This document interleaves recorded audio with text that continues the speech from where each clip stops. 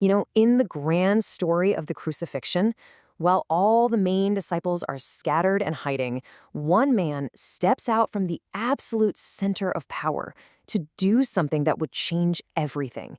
This is his story, the story of Joseph of Arimathea. Just try to picture the scene for a second. Jesus has just died on the cross. The air is just thick with fear and grief and confusion. His followers, they're totally heartbroken and frankly terrified for their own lives. It looks like the whole movement just ended in the most brutal way possible. So, right in this moment of total crisis, when all the main characters are off stage, someone new steps forward. A man who is about to risk literally everything to make sure the story doesn't just end there, on that cross. So who was this guy? Okay, to really get the weight of what he did, we first have to understand the immediate problem. Beyond all the grief and fear, Jesus' death created a really grim and urgent crisis. See, this wasn't just an execution, it was a public statement. The Romans used crucifixion to scare people, to stop any ideas of rebellion. And leaving the body to just rot or be eaten by animals, well, that was part of the punishment. Getting a proper burial was a privilege almost never, ever granted to someone crucified. So who on earth would dare to step in? Well, the answer is pretty shocking. The man who comes forward isn't some fisherman from Galilee. He's a member of the very council that condemned Jesus to die. The fact that all four Gospels mention him, that tells you right there how important he was. And they all paint a really consistent picture. Matthew points out that he was rich, Mark that he had high status, Luke says he was a good and righteous man. But it's John who gives us maybe the most revealing detail of all. He was a secret disciple, hiding his faith because he was afraid of what would happen to him. And we have to understand what this council, the Sanhedrin, really was. It wasn't just some local committee. This was the Supreme Court, the religious and social heart of Jewish life. Joseph was one of the 71 most powerful men in the entire nation, the very group that had just handed Jesus over to the Romans. And this little detail from Luke, it shows you the deep conflict he must have been feeling.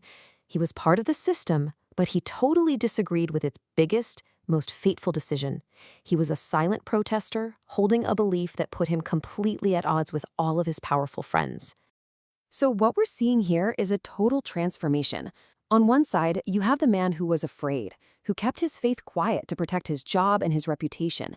And on the other, you have the man who, in the single most dangerous moment, decides to go public. Something inside him just snapped. His private belief could not stay quiet a second longer.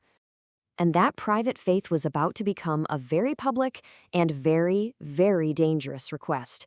This is the exact moment that everything changes for Joseph. I love how the Gospel of Mark puts it. It uses this very specific phrase, he mustered his courage. This wasn't just some casual question. This was a planned act of bravery.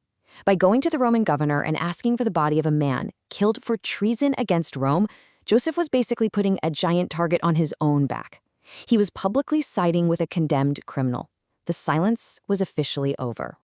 So Pilate, who's actually surprised that Jesus is already dead, says yes. He grants the request. But now Joseph has a brand new problem, the clock. The Jewish Sabbath was just about to begin. And the window they had was incredibly tight. Look at this. At sunset, all work had to stop for the Sabbath. And this wasn't just any Sabbath. It was part of the Passover celebration, so it was extra sacred. They had maybe an hour or two, tops, to get the body down, prepare it, and get it into a tomb. And it turns out he wasn't alone. Another secret sympathizer from the Sanhedrin, a man named Nicodemus, shows up. And get this, he brings with him about 30 kilograms. That's nearly 75 pounds of expensive burial spices. And that amount, well, it tells you everything. This was not going to be some rushed, cheap burial. That sheer quantity of myrrh and aloes was extravagant. It was an act of incredible honor. These two men, who had hidden their faith for so long, were now publicly giving Jesus a burial that was truly fit for a king. But Joseph's contribution goes even deeper than that. You see, in his act of devotion, he unintentionally provides the very evidence that would become the foundation of the entire Christian faith. Just think about this for a second. Joseph offers his own brand new tomb, And because he was a well-known, rich guy, everybody knew where this tomb was. It wasn't some random hole in the ground. Then, the authorities seal it with a massive stone and post a Roman guard outside.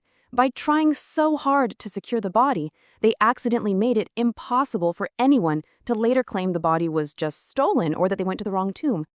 But for Christians, this act had an even deeper meaning. It seemed to connect all the way back to ancient prophecies from the Old Testament, like this one from Isaiah. It was as if Joseph was playing a part in a much, much bigger divine story. And there it is. Joseph, a rich and powerful man, provides his own tomb for Jesus. It's almost like, without even knowing the full picture, he walked right into a role in a story that had been written down centuries earlier. So, after all that, what do we take away from this incredible story? What is the lasting legacy of Joseph of Arimathea? Well, his story shows us a few things, right?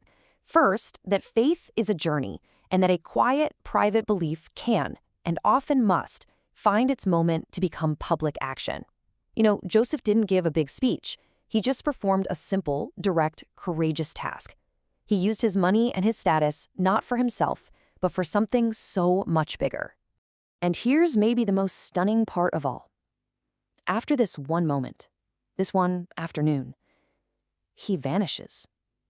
He's never mentioned again in the biblical story. His story begins and ends right here.